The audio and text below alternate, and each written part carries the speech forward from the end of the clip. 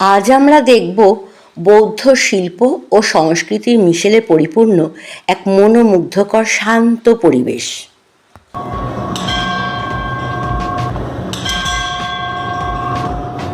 এই জাপানি মন্দিরের সুন্দর প্রযুক্তিতে তৈরি এই ঘণ্টার ধ্বনি মনকে মুখরিত করবেই।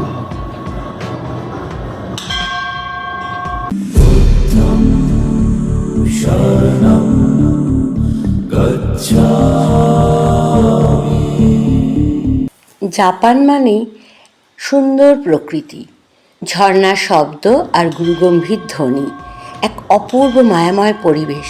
বৌদ্ধ মনাস্ট্রির ভেতরে এই সার দিয়ে প্রার্থনা চক্র, সবটুকুতেই এক অপার শান্তির ছায়া।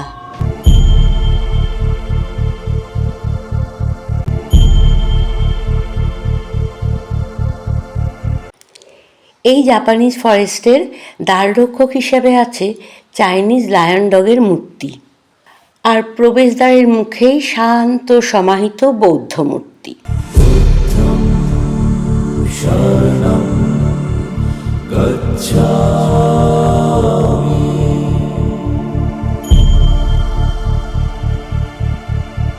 জানা যায় ইকো পার্ক তৈরির সময় সেখান থেকে একটি বুদ্ধের পুরনো ভাস্কর্য উদ্ধার হয়েছিল। এই কারণে এখানে বৌদ্ধ মনাস্ট্রি ও জাপানিজ ফরেস্ট তৈরি হয়। চারিদিকে অদ্ভুত স্তব্ধতা, চলার পথে রয়েছে ছোট ছোট বুদ্ধ মূর্তি, পাথরের লণ্ঠন আমাদের মনাস্ট্রিতে যাবার জন্য স্বাগত জানাচ্ছেন। এই জাপানিজ ফরেস্ট আসলে বাগানের মধ্যে এক বৌদ্ধ মনাস্ট্রি, কলকাতার বুকে প্রকৃতির সঙ্গে মিশে থাকা ঈশ্বর। কলকাতার ইকো পার্কের মধ্যেই রয়েছে এক টুকরো জাপানের ছোঁয়া। এই অরণ্যের মধ্যমণি জাপানি মনাস্ট্রি, ছিমছাম, নির্জন। ব্যস্ত ঘড়ির কাঁটা এখানে এসে গতি হারাবে।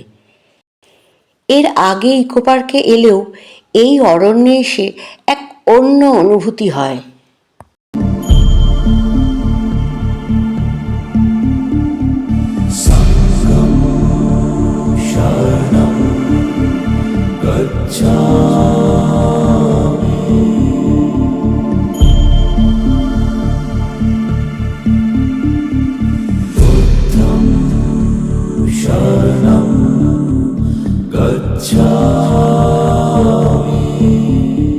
ইকো পার্কের 1 নম্বর গেট দিয়ে ঢুকলেই রয়েছে এই জাপানিজ ফরেস্ট।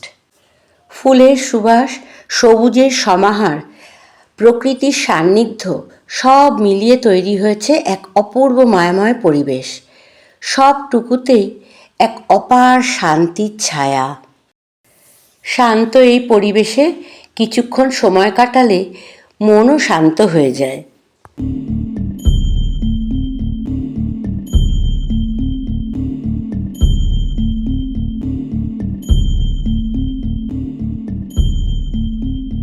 ছোট ছোট বুদ্ধ ভাস্কর্য আর এই বাঁশবনের ভিতর দিয়ে যেতে যেতে আমরা এবার দেখে নেব বাঁশের উইন্ড চাইম।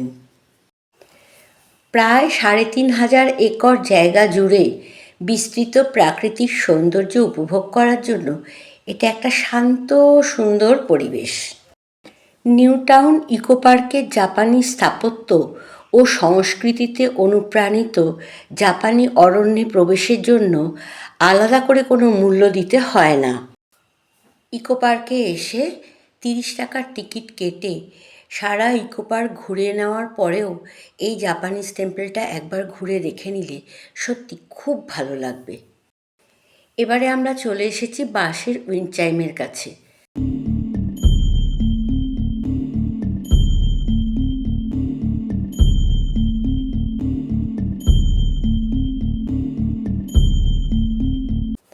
ইকো পার্কে প্রবেশের নতুন সময়সূচি স্ক্রিনে দেওয়া রইল।